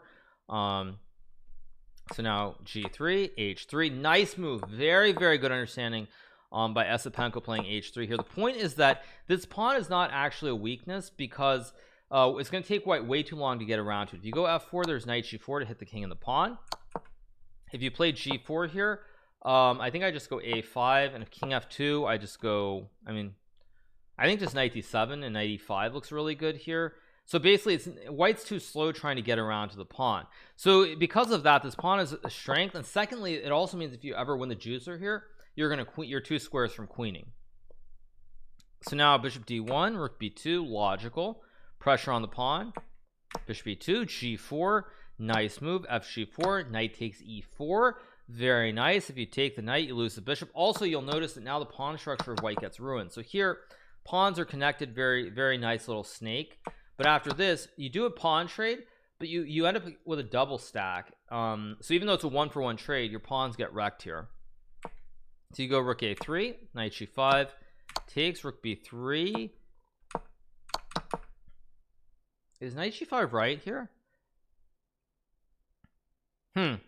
I mean, maybe it's not, but the point is, even though the material is equal, 3 versus 3, the knight is actually outposted. It supports the pawn permanently on h3, and because of the ugly stack here, white can never remove the knight. If you get f6 or king, like for example, let me make a move.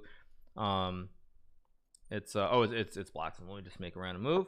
Say you get this position, you can never remove the horse from g5 because it's permanently supported by the pawn on f6, and the knight holds the pawn, and your pawns can never go anywhere because the knight just, it stops the pushes of these ones, and this pawn stops this one. So white pawns are just permanently just glued. They're just glued, and they can't move. So rook b3 is played, king d4, rook b1. I guess bishop d3, he was worried about e5 and e4 and a lot of threats on third rank. So here rook b1, and now yeah, the rook gets in around the back to collect the pawn on h2. So king e3, rook h1, rook a5, and now king f6, bishop f3, rook takes h2. And after rook a1, he plays rook to b2, and basically here Roddick resigns because there's just rook b3 coming. There's h2 as well with knight h3. A lot of problems here, and it's just bad news for white. Also, white's down a pawn, and he has double stacked pawns, which he's going to lose at least one or two of them. So very rough. Very unfortunate for Roddick. Very tough loss. As far as Andrei Ostapenko is concerned, he's been playing some great chess. Very smooth, very measured and controlled. So I really do like the way he's played this. He is quite young, and the way that he's kept his nerves under control, try to play like smooth, easier sort of games has been really nice to see. All right. So I'm going to take one short break. We'll run to the Russian very quickly, and when I come back, we'll take a look at the Ali Reza game. So I'll be right back.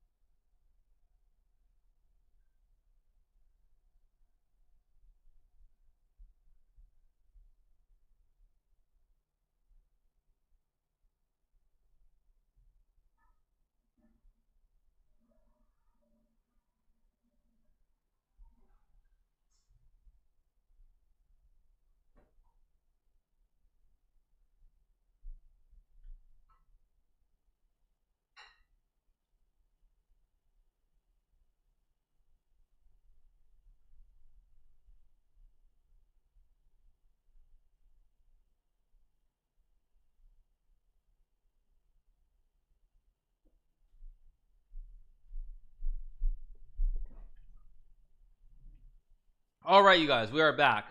Okay, so let's move on to the last game, which is between Ali Reza and Jan Christoph. Okay, Ali Reza starts with the white pieces is d4, knight f6, knight f3, d5, and Ali Reza plays the London system. Wow, very nice stuff. How's it going, Benji? Big shout out to Mr. Benji Bach in chat. Benjamin, of course. Big shout out to him. By the way, lately I've started saying Benji. The reason I've started saying Benji is because isn't Benji Fishy playing he's playing in PogChamp, so that's why I've got Benji stuck in my name, or stuck in my head.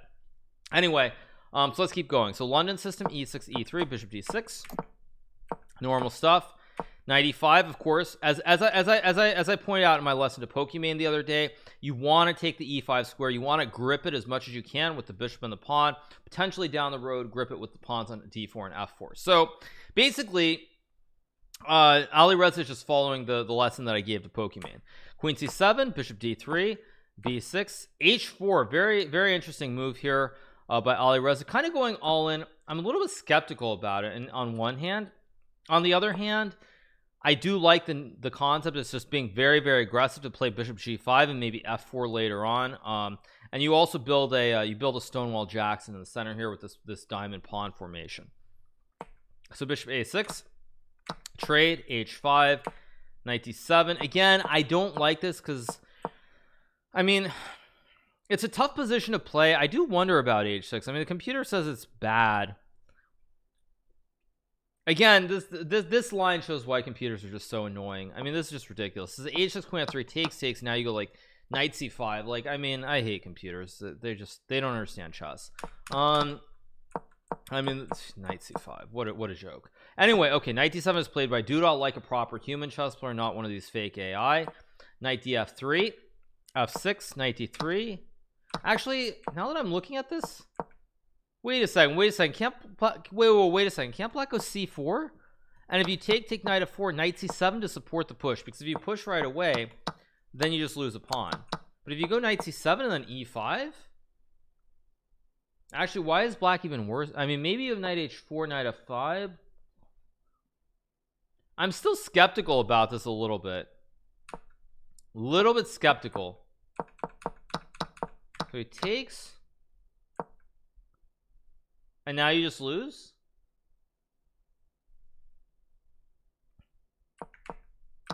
I'm really confused. I mean, I'm literally what is this capture? Because the problem is, if you protect, I just go here and I fork the queen and the bishop. If you take, I do the triple fork. I hit the queen, the rook, and the bishop. And when you push, I just fork the queen and the rook and I win material. So basically Duda just gambits an exchange for no particular reason, and now he's just lost here. So f5, king g1. Alireza basically just manually castles the king in 2 moves, moves the king to f1 and then g1. Rook h1, king f7. The commentators are saying black looks fine here. I mean, how is black fine? He's down in exchange, and eventually white can play like f3, king h2, rook f1, and unwind this. I mean, black has to be losing here. In a blitz game, actually, to be clear, in a blitz game, black is probably okay, but in a classical game, there's no way. In a classical game, white should technically be winning here. So king h2, bishop e7, a3, b5, rook d1, rook d3. Now that's an interesting move, because here I probably would just go rook f1 and f3. Like I don't understand what's wrong with f3 and just rook f1 to open up the file. Seems a little bit odd to me to do this, because white is probably better. Oh whoa, oh wow, oh wow, what a sacrifice here by Jan-Krzysztof Duda. Oh, that's really beautiful. So here takes a b3. Wait, it's a5. I mean, this looks very scary here. He goes b3 here. And actually, this is the first time that I saw the game, because right around this moment was when I woke up. And I actually did see this very briefly here. My assumption was that in this position it should be a draw with correct play, but I wasn't sure that it would be. So f4, g6, h6. Of course, important move, by the way. You want to keep, since white has an extra bishop here, you want to keep as many pawns on the board as possible, rather than trading down pawns here, because the more pawns you trade, the less likely it is that you'll be able to win with this extra bishop. So h6 is a very good fundamental move, very good understanding. So king d4 here, bishop b2, not rook takes b2, by the way, because after takes, as I pointed out, king f4. Black is definitely fine here, probably just a draw, but maybe if anyone can try to win, it probably is black with king g3 and king g2. So Alireza takes, and now the problem for white is that you can't move the bishop because of the pin. At the same time, you can move the rook with the check next move to e1. So rook b7 takes, king d3. All right, so we reach this sort of standard position, rook bishop and 2 against rook and 4. My first instinct tells me this should be a draw with correct play. That being said, it doesn't look obvious, so I would probably wait. Actually, first I think this makes the most sense, because now you cut the king off, like the king gets cut off and is further away from this whole king side of the board. It's like it's one row further away from getting over. So I probably would have thrown in a check first, and then I mean king e3, I think just rook e7, and now you have to deal with the pin. And when white goes king d4, the rook is on a very good square, and now maybe f4 and g5, maybe. So I think check is the first move that makes sense. So he goes g5, bishop d4, okay, rook d7, rook e6. But see, again, why did he do this first? See, this was kind of the point. If you check here, bishop d4, now you just go like king g5 or king h5 or even king g3. I think all 3 moves. Yeah, I mean, because white can't move the bishop because you're pinned. So this is very poor move by Duda, because like he could have done this, and if you block, you go back. Now the bishop can't move. Secondly, you'll notice in this position, when you play g5, now the rook gets in as well. So even though there's a pin, the rook is active and supporting all the pawns here. So he goes king g3, rook f6, king g4. That looks very weird. I don't know, that looks weird. So rook a6, okay, f4, but now the king is getting active. Okay. Whoa, whoa, what is king h5? Whoa, what is king h5 here? Why didn't he just go rook b7 again? Wasn't this the position before or not? Wait, here. Oh wait, no, sorry, rook b7 now you take. Never mind. Actually, or wait, is this? I guess apparently this is winning with king e5 now.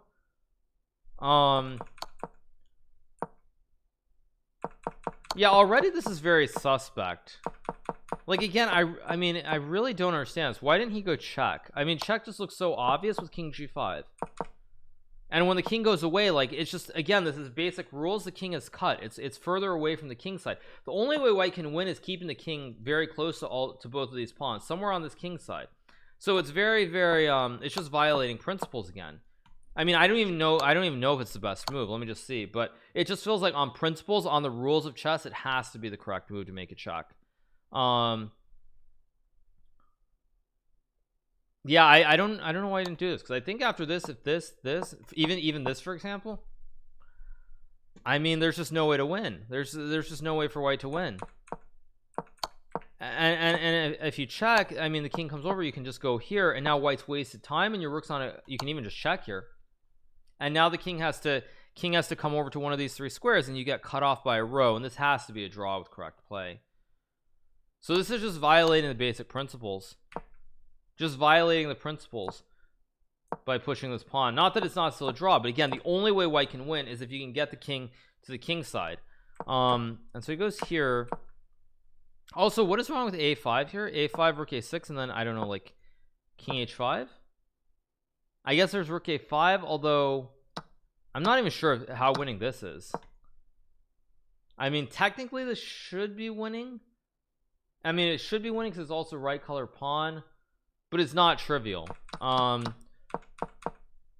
Goes here, yeah, now, and now f4. I mean, I don't even understand f4. Like, again, why not just king g3 even? Because when you go f4, again, it violating all the principles. The white king is getting too close to where the pawns are. The king is getting really close to where it has access points.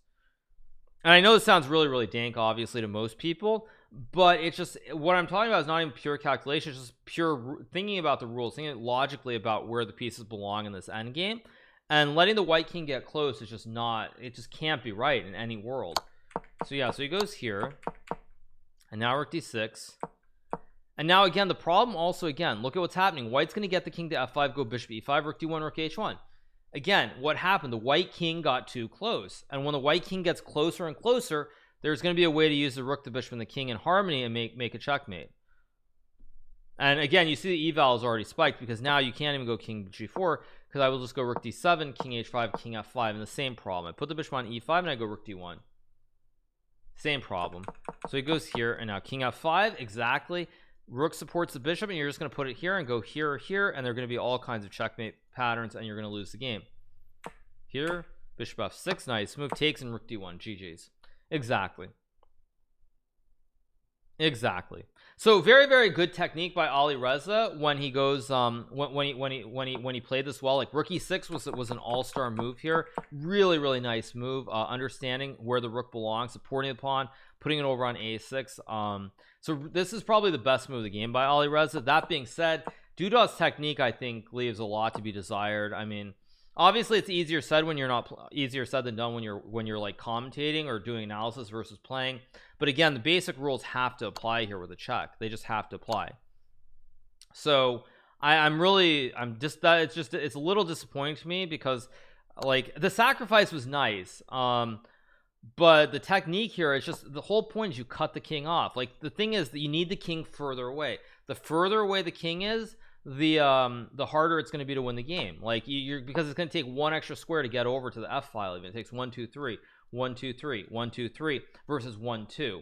So it's just basically purely based on like the rules here. And I mean, to me it's almost inexplicable not to play rook d7. But my guess is when Duda went g5, he missed rook e6. He missed this concept of rook e6, rook a6, which is very strong. And again, look at the king. And when you push, the king gets to the center. If we go back, for example, thematically from check, and the king comes here, and you push, this king is cut. It ain't getting to e4. It's cut off by the whole d file here. So very, very poor, I would say, by Duda not to play rook d7. Very, very poor as a human, I would say. I mean, maybe the computer gives a lot of different moves that make sense, but rook d7 is definitely a move that you should find. 100% you should find that. But anyway, yeah, it was Duda under time constraints. He might have been low on time, but this was move 44, so they were only 4 moves out into the second time control here. So I'm not actually sure. I don't have a good guess. So yeah. Anyway, all right. Yeah, no, it's very, very poor. Plus 0.69. I mean, but the point is, it's not even about the pure calculation, because the computer is looking at a million positions every second. It's that from the human rules of an end game, you have to think about this conceptually. How does white win this end game? There are only a handful of ways white wins the end game. What happens in the game where basically you get the king and you're able to create a checkmate like this with the king and the bishop and the rook, and the king's really close. This is one obvious way to win the game. But then secondly, how else can you win the game? I mean, if you have time, maybe you can get, like, just to give an example, I know I hung the rook, but it doesn't matter. Maybe if you can get the rook behind with the bishop on g7, you can win. Can you realistically get this? Probably not, because black's king is coming down, the f pawn is coming down. It takes too many moves. So when you think about it that way, how exactly do you win? Like, there's this way with rook e8, rook h8, or there's getting the king close. So those are the only two ways that you that's the only way that you win. That's really the only way that you can win here. So once you think about, like, endgames are more about conceptualization and like an idea than a pure analysis of I do this move, they do that move. I'm not better than Magnus, because the difference is, for me, I probably can logically work out why rook d7 is best. Magnus would be able to intuitively, he would sense it. He wouldn't actually have to like think it through and try to figure out why, whereas I would have to try to figure out what's the rule, why does it work, and Magnus would figure it out in the split second. That's actually the reason Magnus is the best player in the world, is in endgames he's just got this intuitive feel for certain moves at the right moments that do not come naturally to any other players. No other player has the same endgame intuition and feel that he does. Not even close. And I think I can even give you the example, like that Ali Reza game that Magnus played in Moscow. There was a position where Magnus snapped a pawn on b5 and went into the endgame with 3 versus 1. Any other player, they would have used more time. Magnus in that split second took the pawn, and it was the correct move. But no other player would have been able to play in that split second. They would have probably thought for 3 to 4 seconds, and maybe they take, but they wouldn't have been able to intuitively feel it in that moment the way that Magnus was able to. So it is worth pointing that out. So that's why Magnus is the best player, is because the endgame feel he has, nobody else has that feel the way that he does.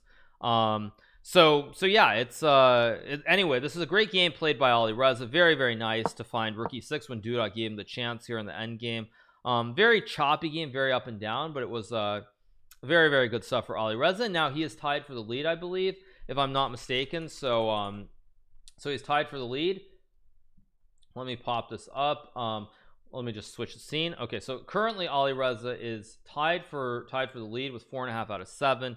I'm gonna click on is it results, I guess? Is it results? No, it's standings. So I think you guys can see the standings. Let me view the cross table. Here we go. So here are the standings. In first place we have Jordan Van Forest, the pride and hope of the Netherlands, with 4.5 points. Second place you have kind of the wannabe hope, the wannabe hope of the Netherlands, Anish Giri, also on 4.5 points. Third place there's Fabiano Caruana, he's also on 4.5 points. Fourth place there's Ali Reza Firouzja, also on 4.5. In fifth place Pentala Hari Krishna. Very solid event, actually, very, very solid. A lot of draws, just picking up a win here or there. He definitely has a shot as well to field stay super bunched like this. He has 4 points as well. Sixth place is Andrei Asipenko, who has 4 points. Very, very solid, just like Pentala. A bunch of draws and just picks up a win here today against Radek Wojtaszek. Seventh place Magnus, also on 4 points. Magnus's result I think is fine objectively, but it feels like hasn't had many winning chances in general, which I think is certainly something to be concerned about, because normally even if he was on the score, he has more options of trying to win. Or many more opportunities. It feels like he had an opportunity maybe against Duda, but he hasn't had many opportunities to win. You guys want the link? Here's the link. This is actually the new chess.com events page where they're loading all the events. It's pretty spiffy. Eighth place is also Niels Grandilius on 4 points. A lot of wins, 3 wins, but also 2 losses as well. So a little bit up and down, but he's still doing well overall, and I like his result. 9th place is Radek Wojtaszek with 3 points. Very tough loss today, really kind of puts him down in the cellar. If he didn't lose today, he would have probably still had a chance to win the tournament. Now I think a point and a half out, and they are midway through. I don't really see him coming back. 10th place Jan-Krzysztof Duda, 5 draws, 2 losses. Very disappointing result for Jan-Krzysztof Duda, but not to say I told you guys so, but he runs very hot and cold, and when he's running cold like he is in this tournament, it's just not fun to see. So it's been a very rough event for Duda. 11th place, another big disappointment, Maxime Vachier-Lagrave, 5 draws and 2 losses. Again, as far as Maxime is concerned, if he my fantasy team is rocking. What is my team? Oh, did I pick Jordan? I did, right? I picked Jordan. Who did I pick? Did I pick Jordan? I picked Ali Reza, Jordan, and someone else, right? Or did I not pick Jordan? Who did I pick? I don't remember. Can chat tell me who I picked? I picked Fabiano. I picked Fabiano, Ali Reza, and Jordan. Well, hey, you guys, what can I say? You know, I've played enough chess to know these guys, know their styles, to know how they play the game. I've just got this very intimate feel for it. So it's not surprising that obviously the 3 players I picked in fantasy are obviously all tied for the lead. What can I say? That's how it goes. Yeah, all right. Yeah, that's actually pretty harsh. That's really brutal that I have 3 of the 4 leaders. That's really harsh.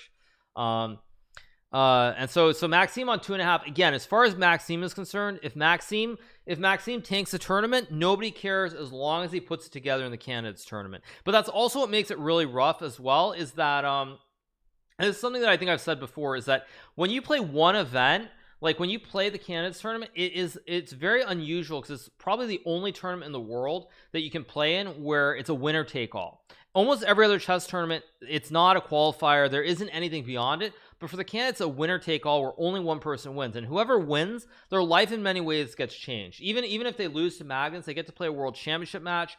Their name will be in history forever. Secondly, they also will probably make $1 million off of the match as well, so their life will be changed forever. And I think that also kind of messes with the mind a little bit. So like for MVL, it's fine if he does badly here, as long as the bad result does not affect him psychologically and he puts it together in the candidates tournament. But having to play tournaments ahead of the candidates and have all these thoughts in your mind, it definitely is very confusing and very jarring, as I myself remember when I played the candidates in 2016. So as long as this doesn't affect Maxime not financially, sorry, as long as this doesn't affect Maxime mentally, it'll be fine. But I am worried that at some point, losing all these games, it's going to start to affect him psychologically. Number 12 is Arian Tari on 2.5. I mean, I'm not happy with his game today, but I feel like overall he's played reasonably well considering how strong this field is. Also on 2.5. He's lost to Jordan and Anish and 5 draws elsewhere. He had a very nice draw against Magnus. I feel that his 2 losses though were really sort of self-inflicted. The loss today against Anish, the loss today against Jordan probably should not have happened. And the loss against Anish was basically just bad preparation or confusion. And so I feel like it's sort of self-inflicted in his case, and he could very easily have 1 point more if he had just drawn those 2 games. Number 13 is Anton Guillar, also on 2.5. Very tough result for David Anton. He's lost to Jordan and he's lost to Ali Reza. He's 5 draws elsewhere. Now this is what's so brutal about chess. So David, there really is no justice in the game of chess from the standpoint that David Anton in several games early was putting a lot of pressure on his opponents. He drew 2 very difficult endgames against Magnus and Radek. It was Magnus Carlsen and Radek Wojtaszek.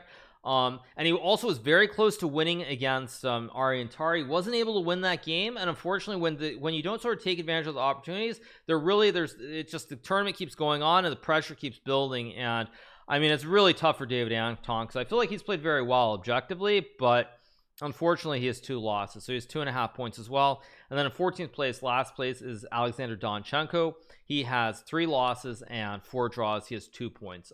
Again, last minute replacement for Danil Dubov, so hard to fault him. He's I think one of the lowest rated players. Last minute replacement, didn't have time to do preparation, and I mean, it's tough. It's tough when you have to just come in and play a tournament. So yeah, so Donchunko is in last place with 2 points, and that's that. So yeah, a lot of draws, but it's going to be an exciting tournament. Donchunko is still gaining points on 2 points. That's pretty funny. That's really funny. But yeah. All right, so what else do we have? We have this we have some Twitter thing. Let me change the scene. 1 second. Okay, what do we have here? There was this tweet from Chidobe Awuzi. Big shout out to @GMHikaru for the raid on my Twitch stream. We raided him yesterday. Much love. Me and Amari Cooper 9 watch a lot of your content. Wow, that is crazy. He's actually pretty good, right? Pretty good. Yeah, amazing stuff. Yeah, you know, one thing I was gonna say, yeah, hi Amari. Yeah, one thing, light mode, I don't know, dark mode really doesn't, dark mode kind of, I don't know, it affects me in a negative way on Twitter. Everything else I use dark mode, but Twitter is the one thing that I can't. 69 likes also. Nice. Nice, 69 likes, that's nice. Dark mode, yeah, but if I do that, I'm gonna leak something. But anyway, one thing that I will say, I'll change it back because I know everyone's getting annoyed by this. One thing that I will say is quite interesting is I've noticed with football, there are a lot of football players who play chess, and quite a few who even played in a very serious way. For example, I know like several running backs. So I think Saquon Barkley has played. I know Le'Veon Bell plays. I believe that former running backs Jim Brown and Curtis Martin also were very serious, like I mean like 1600, like very hardcore about chess. So there are a lot of players who play chess in the NFL, and one thing that I find unusual is that doesn't translate in the same way to basketball, but in football there are a lot of players who play. And I saw Chidobe playing yesterday, and he's like 1300, like really playing good chess. So I don't know what it is. Larry Fitzgerald definitely, I know Larry Fitzgerald definitely has played some chess. Well, 1500, I mean, when I mean hardcore, I mean like if you start out, your rating is probably like 700-800, at least online. And when you're pushing 13, 14, 1500, like it's you know, I mean it's pretty hardcore. And yeah, that's already, yeah, exactly, that's already better than like 90% of all chess players. Like, I mean, that's pretty insane, to put it mildly. Yeah. But I do know Larry Fitzgerald also plays chess. But in general, just great stuff. Yeah, I mean, amazing. I think I had Amari Cooper on one of my fantasy teams like a couple of years back when I was doing fantasy. But it's great to see all the people who have so much interest in chess. It's been fantastic. And yeah, what to say? It's going to be really exciting with PogChamps 3 coming up as well. So really looking forward to it. Thank you to